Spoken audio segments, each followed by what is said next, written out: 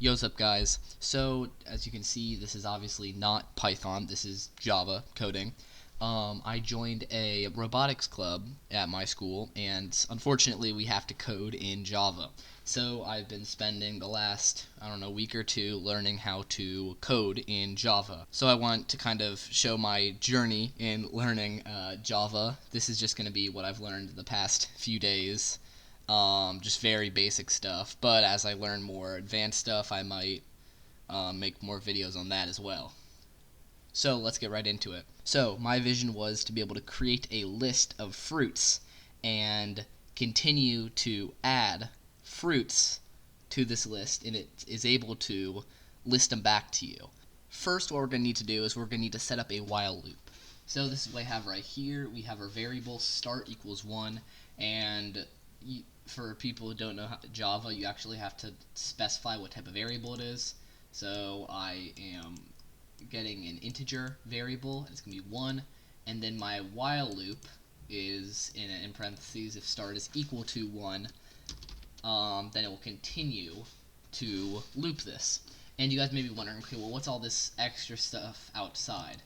And the truth is, I have absolutely no idea. Apparently, you need this for Java.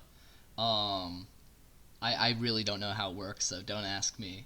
But all I know is you need to put your code inside of that. I'll figure it out eventually, but for now, I'm just working with the very basics. Now what we need to do is let's just create a list.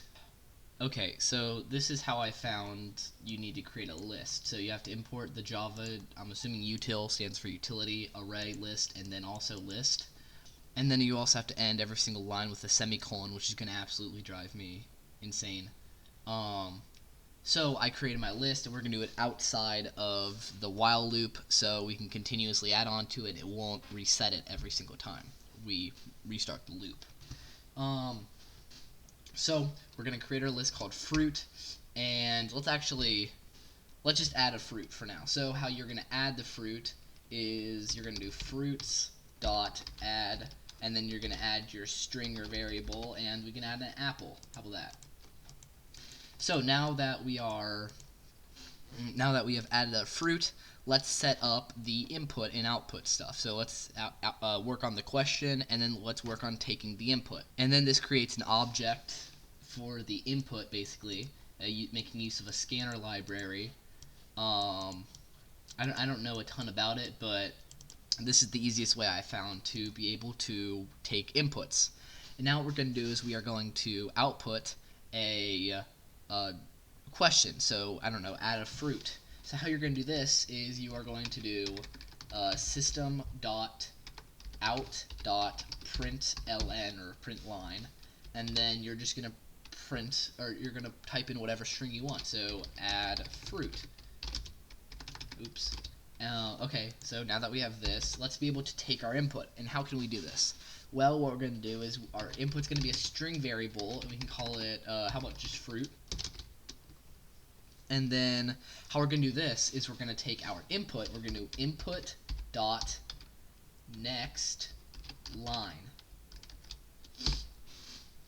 And so what that does is that just reads our next line and saves it as a string variable called fruit. Now what we're going to do is we're going to add it to the list. So again, we're going to take our fruits like I did earlier. We're going to take our fruits list, and we're going to do fruit.add, and then we can just do our variable. We can just add fruit, okay? And that's kind of it. Now we have to add our printing function to be able to display all the fruits in our list. And I'm going to do this through a for loop. In Python, I could have something like for fruit in fruits, and then it would be like print fruit, and that would kind of be it. In Java, it's going to be slightly different. I do not know how to go through elements in the list yet, but I do know how to use a for loop.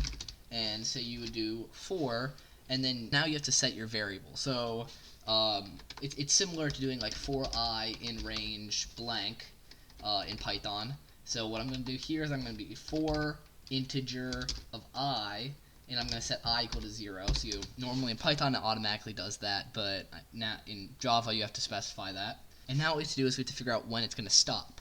And this is kind of the in range part. So now what we can do is we can just say I is less than the length of the list. And because it's the list starts at 0, the last element is going to be 1 less than the length of the list.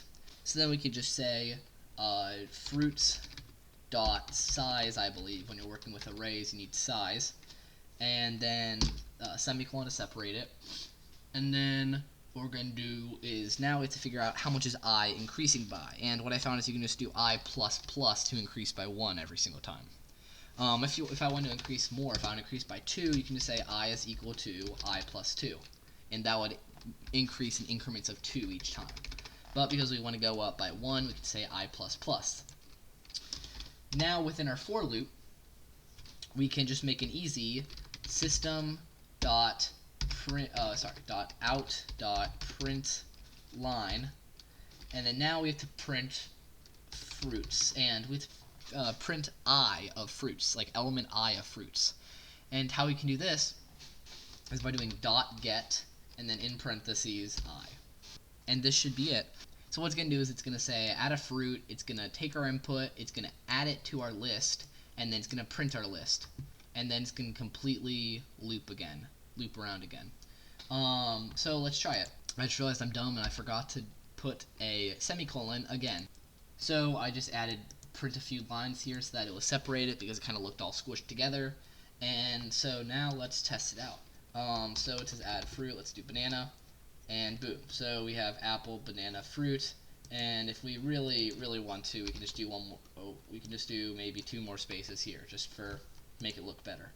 And so now it should be completely done. So we have our add fruit, we put in our fruit, banana, and it gives our list, and we can add another fruit. Orange, literally anything. It can be random though, so there's not really a there's no regulation on this. We can just kind of add whatever we want. But I think it is a good start to be able to create a list, go through the elements of a list, add to a list, all that stuff. Take inputs, which I think is very important, or I guess with the stuff I normally work with. So that's basically all I know about Java, but I'll be continuing to learn and hopefully make some more videos for people who also want to learn it with me and figure it out.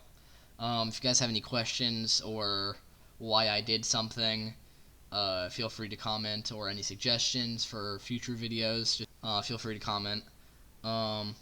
And that's about it. So, peace.